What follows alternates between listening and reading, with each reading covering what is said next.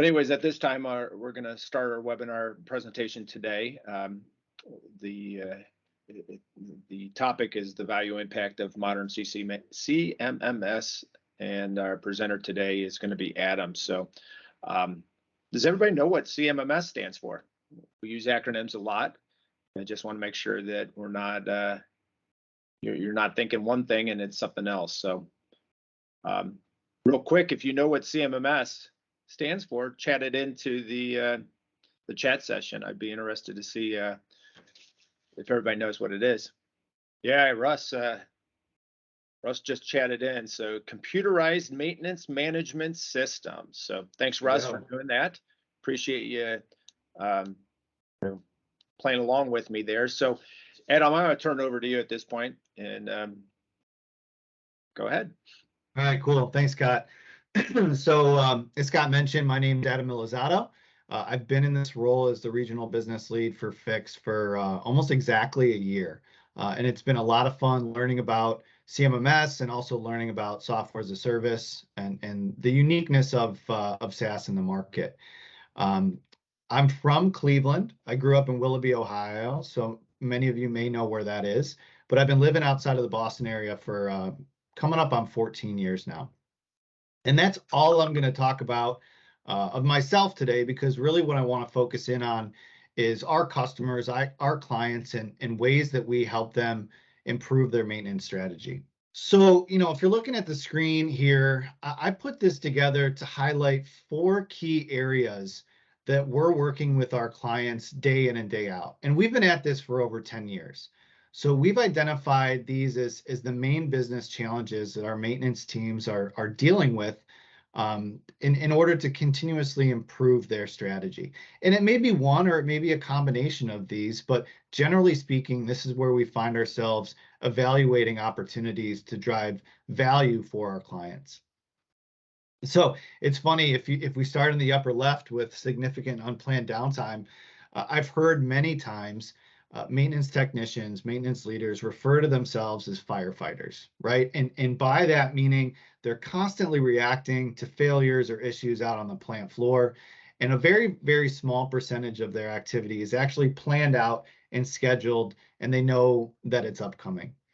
Significant unplanned downtime in general is just much more costly than planned downtime. So allowing ourselves to limit the amount of asset-related unplanned downtime events can have a significant value on your organization. I read recently that on average in this industry, an unplanned downtime event lasts approximately 4 hours and costs approximately $300,000 per hour. So even if we can limit a small percentage of those unplanned downtime events, we can really document some significant value for our organization. Moving to the right, maintenance process inefficiencies. I'll ask this hypothetical question. Do you ever find yourselves or anybody on your team sifting through maybe a stack of paper logs or a binder, maybe scrolling through Excel files, trying to find information on the historical work done on a critical asset? Maybe you see some of your technicians kind of fumbling around the storeroom, trying to find the right parts that they need to go out and execute on a maintenance activity. All of these things are areas of improvement. And what we do at Fiix with our mobile application specifically is we put all of the tools that a technician would need to go out and effectively execute on a work order right in the palm of their hands. So maintenance manuals, schematics, how-to videos, work logs, all of those resources can be loaded and stored on their mobile device within the Fiix platform. And this drives some significant efficiency for the maintenance team. One other thing that we've seen is with a number of our tenured technicians moving into retirement and moving on to the next chapter of their lives, we're finding a new influx of technicians coming into the workforce, and having all of these resources accessible for those new folks within a mobile application makes their speed to effectiveness much, much shorter than traditional training and enablement. Moving down to the bottom right, parts and supply strategy. So how frustrating is it when you find yourself in a stock out scenario? Something that should be on the shelf isn't there, and a downtime event that should have been 45 minutes to an hour now can take you days or even more. So we want to make sure that integrating a parts and supply strategy within the CMMS allows our customers to have the right quantities, the right products available when they need it. And as we start using the CMMS platform, we have the ability to start tracking the consumption of those parts and supplies and tying it to the overall cost of maintenance activities, which can be very impactful. And then finally, access to data. So I like to talk with customers and share that really a CMMS is only as valuable as the data that you're getting out of it. So making sure that we drive high adoption rates across the maintenance team so that we're getting the right data, both human and equipment data, into the platform to allow us to track our key performance metrics. That could be, parts consumptions, overall labor hours. It could be work order, completion compliance relative to the due date. All of those different things we can start to track and get a health check of our overall maintenance team. Even when we find clients have access to this data, usually they're spending a significant amount of time during their week collecting that information from disparate platforms and putting it into one report that they can share with their team or share with their management.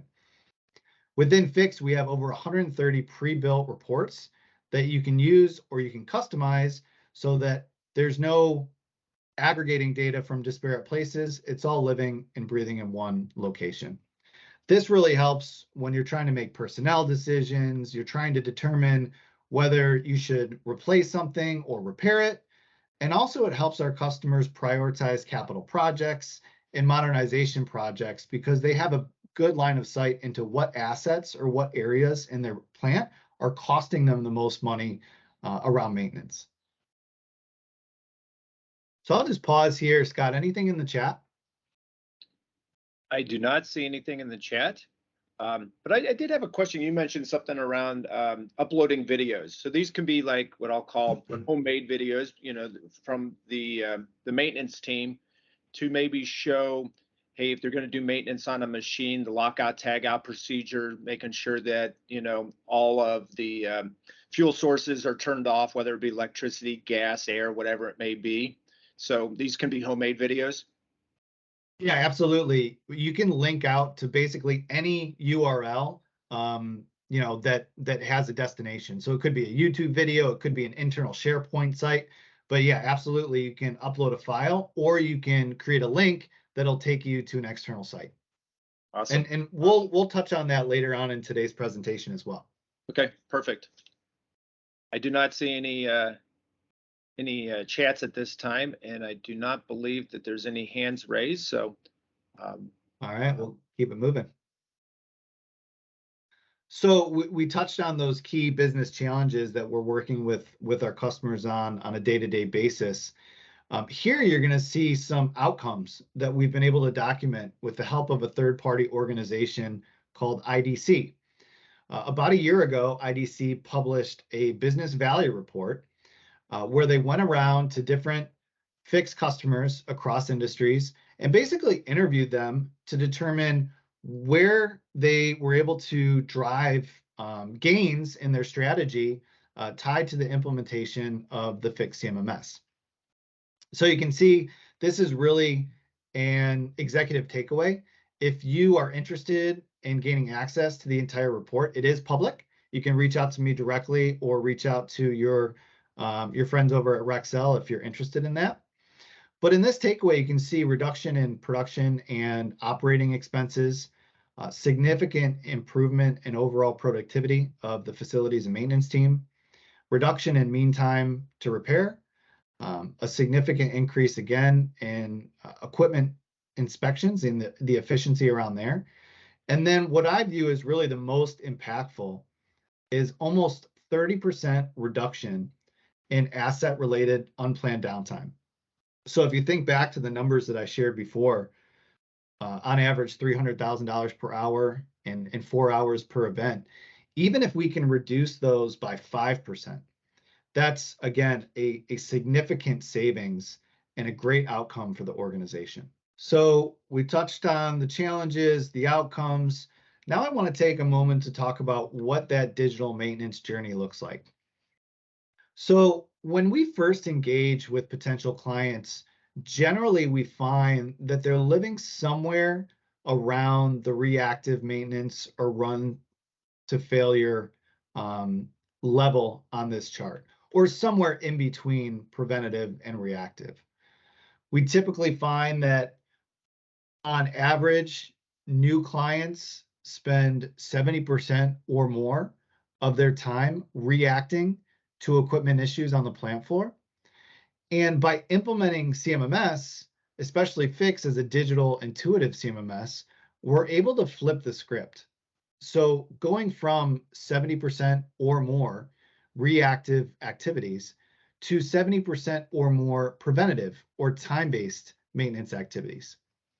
That movement from reactive, sorry about that. That movement from reactive to preventative has a direct impact on this number right here. Reduction in asset-related unplanned downtime incidents. Super impactful. What we find too is that every stage in this journey, there is incremental value or incremental savings that can be gained by taking that next step. So once we get a solid time-based or preventative maintenance strategy in place, and the customer's used to and comfortable using our platform, we look at ways to take that next step to condition-based maintenance. And what I mean by condition-based maintenance is we're going to integrate into the machine level data and allow that piece of equipment to tell us when it needs to be maintained. One of the easiest examples that I could give around condition-based maintenance has to do with changing your oil on your car. Years ago, we had to keep track of that little sticker in the upper corner of our windshield and understand when we got to 3,000 or 6,000 miles, take our vehicle into the shop and get our oil changed.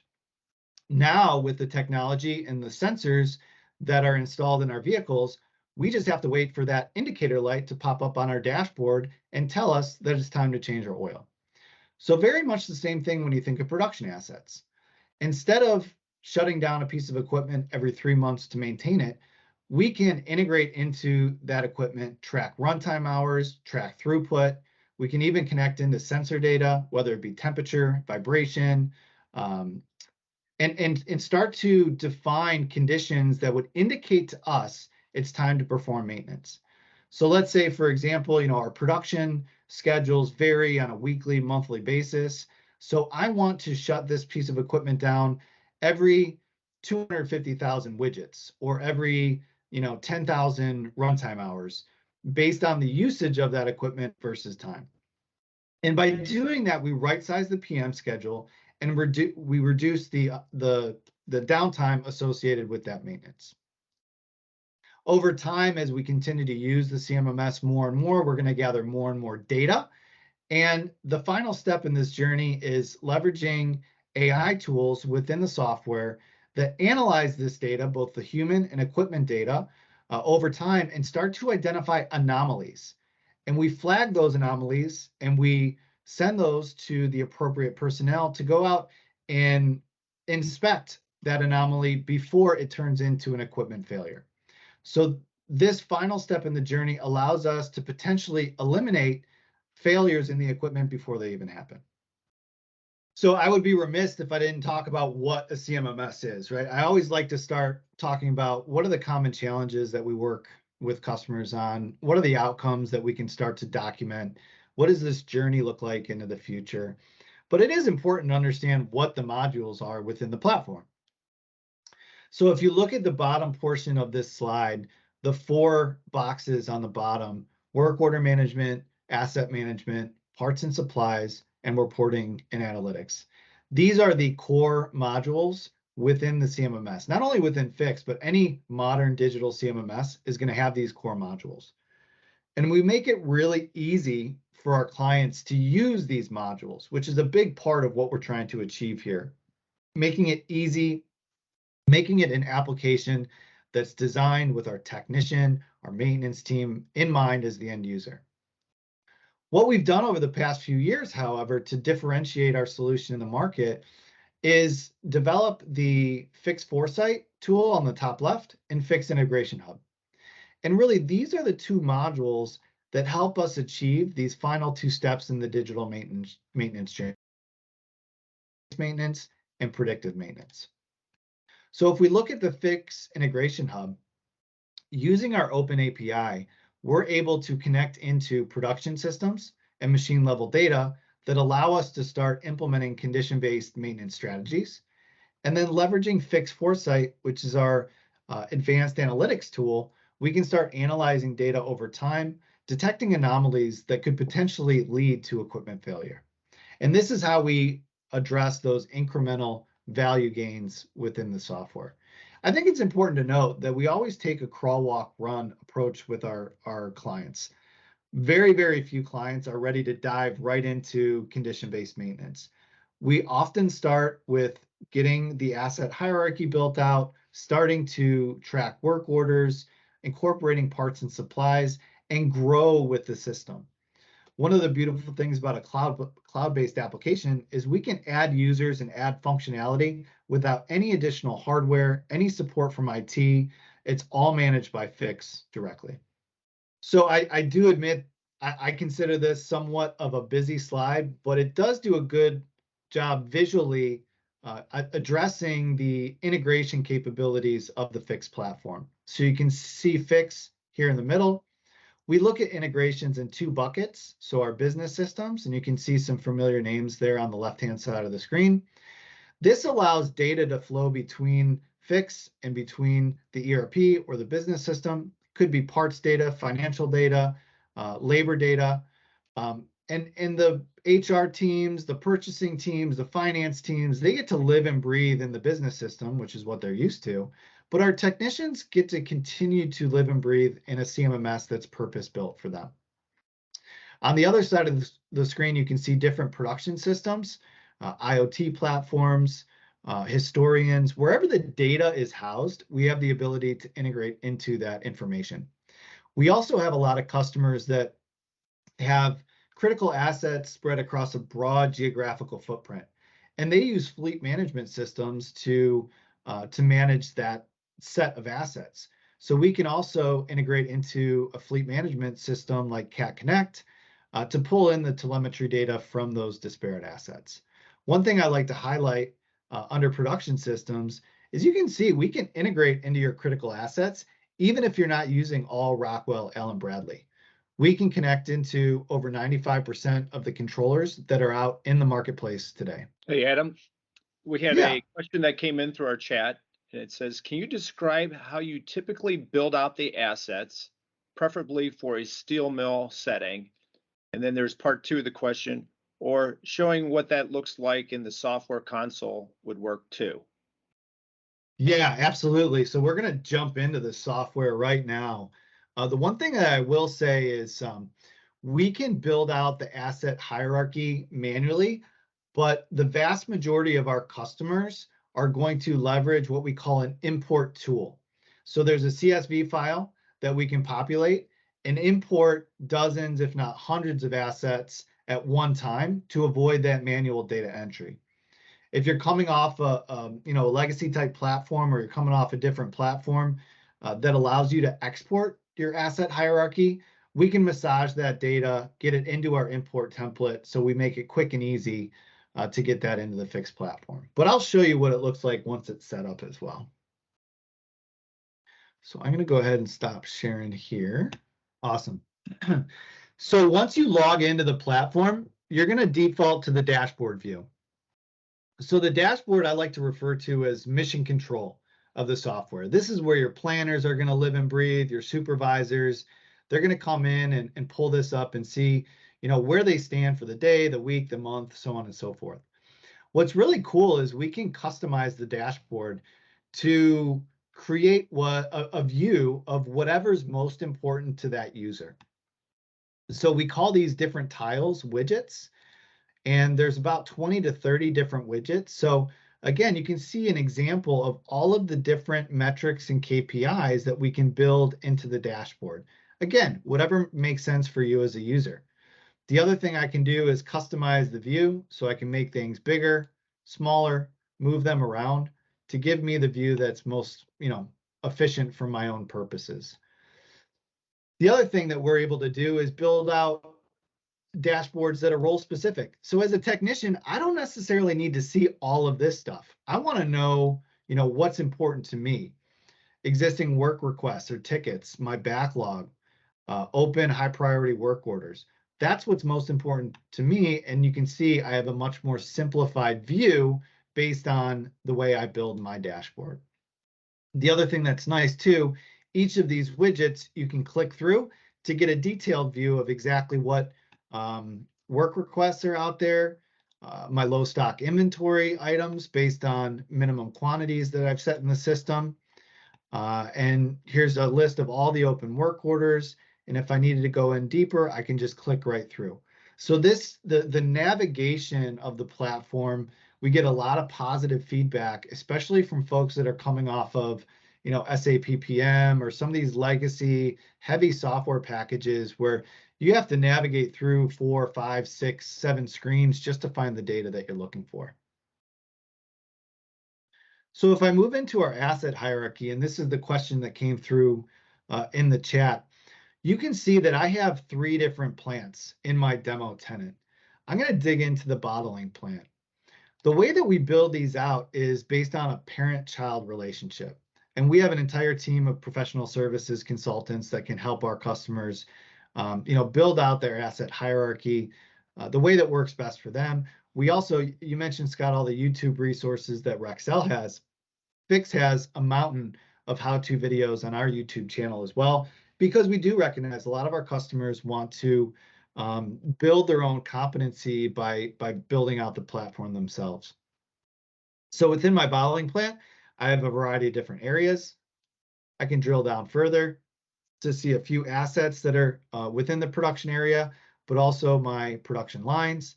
And if I go one level deeper, I can see the different pieces of OEM equipment that make up that bottling line. One thing to highlight here, there is no limit to the depth or the breadth of assets or parent-child relationships that you can build out in your assets. There's no additional cost for any cap of assets that you want to put in your tenant of CMMS. It's completely up to the customer and what makes the most sense for your organization. Hey, Adam, real quick, there was another question that came in, and I think I know the answer, but it says it looks like Fiix is a web / cloud-based solution. Is that correct? Yes. Yep. Fiix is 100% cloud-based. Correct. Hey, the other thing I was looking at, when you showed the, I'll say the home screen with the widgets, something that popped up to my eye right away is that money.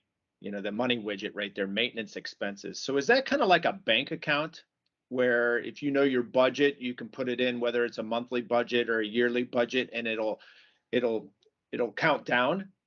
Or is that it's saying actually how much time is devoted, like this is our expenses that we've actually incurred year to date? It's actually the latter. Okay. So maintenance expenses, what's occurring as, so each user within the platform, you can define their hourly rate or their wages so that when that user executes on work order and you collect the time associated with that and also the parts consumption, it's giving you a complete cost of that maintenance activity. And the maintenance expenses widget is going to aggregate those costs so you can report against exactly how much your maintenance team is costing you. Cool. So if I dig back into my bottling line, I'm going to take a look at my filler right here. And you'll notice we can put in a photo, obviously description of the asset. Each asset within the platform is going to have its own unique QR code. And you can print these out, put them on the asset. So as a technician or operator wants to complete a work order or put through a ticket, they can just scan it from their cell phone or their tablet and access that asset really, really easily. Same with parts and supplies. Each part and supply is going to have its own unique QR code as well. So I'm just going to walk through a few of these tabs here. First one being general information. So basically make, model, serial number associated with this asset. If you'd like to customize these fields, we have the ability to customize it if there's a field or reference point that's not currently available. We also have the ability to create a parts list or a bill of material tied to this specific asset. So our customers commonly have hundreds, thousands of parts in their storeroom. So by creating a parts list, we can, filter down to the 20 parts that are associated with this filler. It doesn't mean we're going to use every single part on every work order, but we have a very clean view into the parts list associated with this filler. The other cool thing is when you create a parts list, let's say I have 4 of these fillers in my plant, I can reuse that parts list for all 4 fillers. I don't have to create it 4 different times. And the same goes with creating SOPs or standard operating procedures in the platform. So metering and events, whether you're doing this manually through walkthroughs or whether you're integrated into the equipment, we have the ability to track meter readings or events under this tab. If I move over to the Files tab, this is where we're going to be able to store all of those tools associated with this asset. So you can see I have a link out here to the Crohn's website. I have a link out to, obviously this is not a visual lockout tagout procedure, but it does get the point across that, hey, I can link out to visual procedures or video procedures if that makes sense. And then I can upload images. You can put in lubrication points, schematics, again, full maintenance manuals, whatever makes sense for that technician relative to the resources they need to complete work effectively and efficiently. And then the final tab I want to show is the log. So what's really nice about the log tab is this is a complete view into all of the different activities that are associated with this asset. So starting off, you can see the scheduled maintenance. We can see existing open work orders, the complete work order history. So if I wanted to go back 2 shifts in the past and see what that group of technicians was doing on this asset, I can easily access this through the log. Parts and supplies consumption, the overall work order log where you're tracking the inventory costs and labor hours, and then an offline tracker. If I'm flicking this thing on and offline to record downtime, I have a view into that tracker as well. Any questions on the assets or the asset hierarchy? Yeah, there's one question in the chat right now. It says, what sort of constraints or limits are there to modifying parents that have children with historical data already associated? In other words, will I be forever stuck with certain things once we're rolling along? So the activity that's associated with this asset is going to live with this asset for the life of the asset. You can adjust the hierarchy. Like, for example, you got a printer down here. I think we have a palletizer. There are assets that move. So if that asset moves from location to location or plant to plant, that's fine. But the log for that specific asset is going to be tied to that asset for the life of the asset. I think I answered the question the way I understood it. Feel free to follow up or come off mute if I didn't understand properly.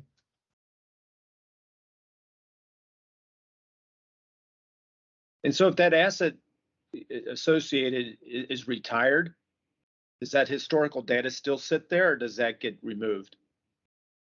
No, you can still access data. So let's say, this pro packer is quote unquote retired, but I still want to access the data. I can still keep it within this hierarchy, or I could build in a parent child where it's retired assets, and that's where I store all my retired assets.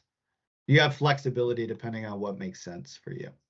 All right, so before we get into the mobile application, I just want to touch on scheduled maintenance. So if we go into a PM that I've already created, you can see the user experience is very consistent, whether you're looking at parts, PMs, or assets. And that's obviously on purpose. We want to make it easy to navigate the different information that's available within the platform. So in this one, I have a summary of why this PM's in place. I can go in and I have options relative to how I want to schedule this. So you can see right now I have it based on calendar, where I'm doing it the first day of every 3 months. I have a start date. You can create an end date, or you can do no end date. One thing to highlight is we can create a cadence on a yearly basis all the way down to an hourly basis. So if there's something that needs to be done on a per shift level, we can create a reoccurring PM that'll pop up every 10 hours, 8 hours, 12 hours, whatever makes sense for your team. We can also generate a work order by meter readings. So I think the most effective use case with meter readings would be if we were integrated with a piece of production equipment and we were pulling those meter readings automatically. But we can do it manually as well. So if I'm doing a walkthrough every morning and tracking cycles, tracking runtime hours, gallons, any of these different measurements, and putting that into the system, we can trigger a work order once we hit a certain threshold. And then finally by event. So this again, we're integrated with production equipment. We're tracking, let's say, alarms that are coming out of the PLC. We can use those alarms to trigger a work order, assign that work order real time automatically to a technician or to a team. They get notified and can go out and execute on whatever needs to be done with that piece of equipment. Similar to the bill of materials, this is what we call a task group. So this is an SOP for this specific PM. I built this SOP once. If I wanted to reuse it on different PMs, I have the ability to do that without having to re-enter every step in this process for an additional time. Okay, so true test of technology is going to be our mobile demo. Give me 1 second here. All right, Scott, let me know when this pops up. Should be coming soon. Is that working? Looks like we're live. Nice. All right. So this is what the mobile application looks like. You can see when I log in, I'm going to have a view of all of the different work orders that are assigned to me as an individual or as a part of a team. And you can build your teams any way you want. I know we were working with a customer recently where they have different experience levels for their technicians. So they have level 1, level 2, level 3, and they'll assign work based on the experience or expertise level of their team. So let's say I'm going out to an asset and I just want to scan that asset. You can see that my filler automatically pops up on my mobile device. I can scroll down to the basic general information. I can access my bill of material. I can access my files that I showed you guys from the desktop application, all directly from the mobile device. So when you think back to the executive report from that IDC report, you can see how the efficiencies associated with work order execution and inspections can be very, very impactful by leveraging the mobile application. If I go back to my work orders, I'm just going to go through and select this first one here, the annual PM. I can see my tasks associated with it, with each of these. And as I go through, it's simply a swipe as I complete it. Let's say, for example, this one, the removal of the splash guard took me more than the estimated time. I can type in that it actually took me 30 minutes. I can enter in a notes. This task took me much longer than usual. Save those and go ahead and complete the rest of my work. I'm not going to swipe through all of these because there's 22, but if you complete them all and you go back to the details, it's going to ask you if you want to complete it. And I'm going to go ahead and complete that. Again, very efficient, very quick, and you're able to access all of the information that you need. The last thing I want to show on the mobile device is really, so what happens when, an operator sees a potential issue on the plant floor? They don't use Fiix, they're not turning wrenches, but they need to notify the appropriate people that there's an issue. So we call that a work request. Anyone within an organization that has access to your domain that you see on the screen there can put through a work request free of charge. They don't have to be a paying user or a paying license holder. So let's say I'm an operator. I'm going to go and I'm going to put my name. I want to put in my email address.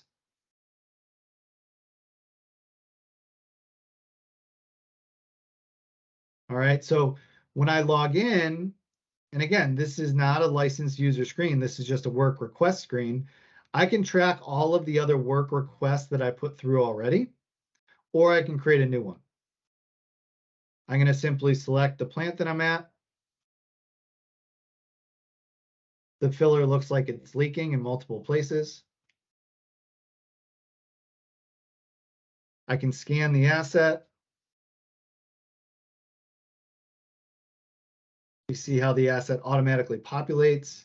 And if I wanted to upload a file, take a video, if I need to capture some of the, a sound or something, or just simply take a photo, I can attach that directly to my work request and get it submitted. So this can be super, super powerful for our customers that are currently using some type of ticketing system and they want to incorporate it into the CMMS. So as a supervisor, I see my work request just went from 10 to 11. And there's my work request that I just submitted. Here's my notes. There's my image right here. As a supervisor, I can go in. I'm going to flip this to an open work order. I want to have it completed by tomorrow. We'll call medium priority. And then under the general tab, I can go ahead and assign it to either my technicians or any of these groups up here, or I can assign it to an individual. So I'll assign it to myself and hit save. And as a technician, I now have an additional work order assigned to me. The last module I want to show you folks today is the reporting module. I have these filtered down to my favorites, but if I move to just the entire list, you can see 131 pre-built reports that are available depending on what information is most important to you and your teams. Cool. Let me check the chat here. Yeah, I don't see anything in chat right now, Adam. Hey, question that came up in what I was thinking about. So that mobile app I think is pretty cool. And is there a way to collaborate? Let's say that I'm a new technician, and level 1, and it's something that I haven't seen before, and I think maybe somebody that's a level 2 or level 3 that's more tenured than me would know the answer. Is there any way to collaborate with them right through the app? Yeah, there's different ways that you can use the technology. So if a work order is assigned to a group where you're going to have multiple tenured folks on it, if you don't close out the work order, it still remains open to that entire group. And you can put in notes right in the work order to maybe where you left off, or even under the general tab, that one of your colleagues can see that you put in there. The other thing that you can do is you can configure the tasks to be like pass fail. So in pass fail, like red green, right? So if I'm a newbie, I'm executing something, maybe I have a red green task. I put it to red, meaning I don't know what to do or it doesn't look right to me. You can then create a follow-on work order based on that failure that could be assigned to a higher level technician. So there's some creativity within the platform depending on what works best for your team. Awesome.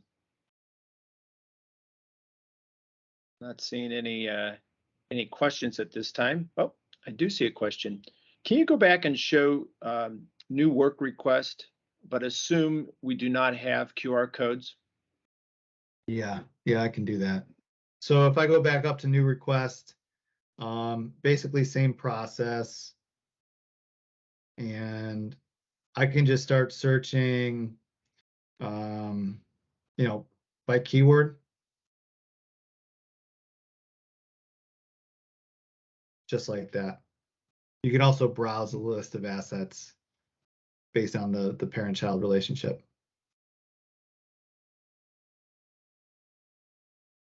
Did that help?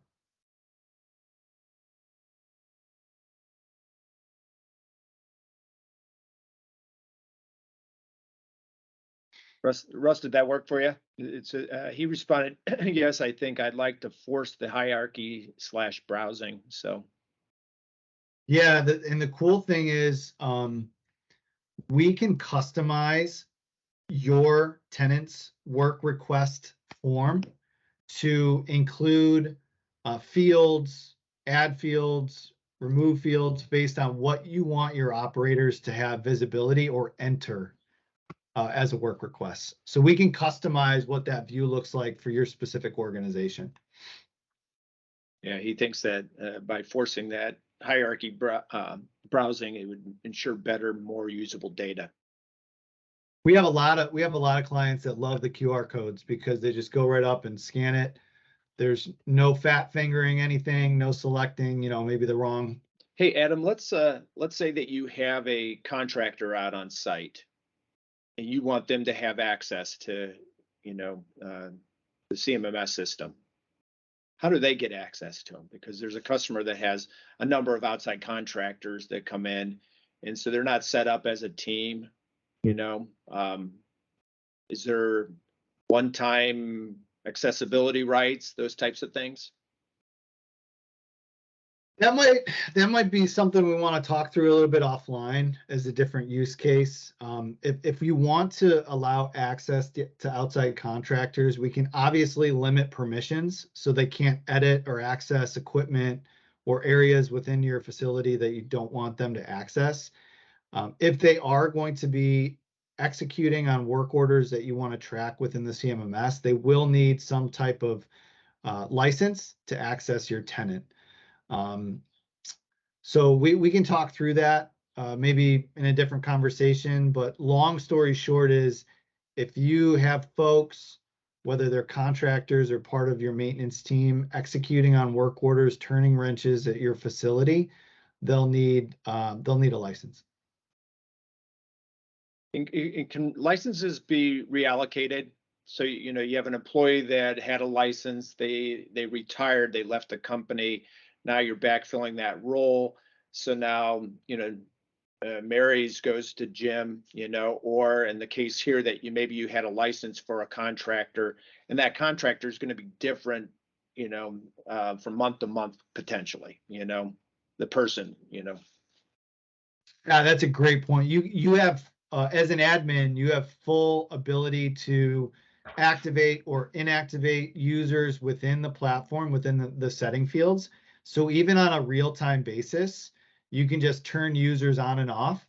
The username and password combination that user would have been using is still valid, but their profile is inactive. So you can absolutely turn users on. So let's say you have 10 licenses, but you have 20 users. As long as you only have 10 of those active at one point, you can continue to manage and move those around. Awesome. Yeah, and then Russ made reference to the contractors, and he said they periodically have contractors on site as well, and it would save them a lot of steps if those contractors could enter work orders as they go instead of having to do it after the fact. So sounds like it could be a good asset for them. Yeah, and not necessarily a contractor use case, but in terms of third-party partnerships that our clients have, we see them leveraging the reporting tool a lot. So let's say, we see this in food and beverage customers a lot where there are significant quality audits they can get their reporting over to that quality person before they get on site and make those audits way more effective, way more efficient. So they like the ability of sharing the reporting data both within and outside their organization with the appropriate partners.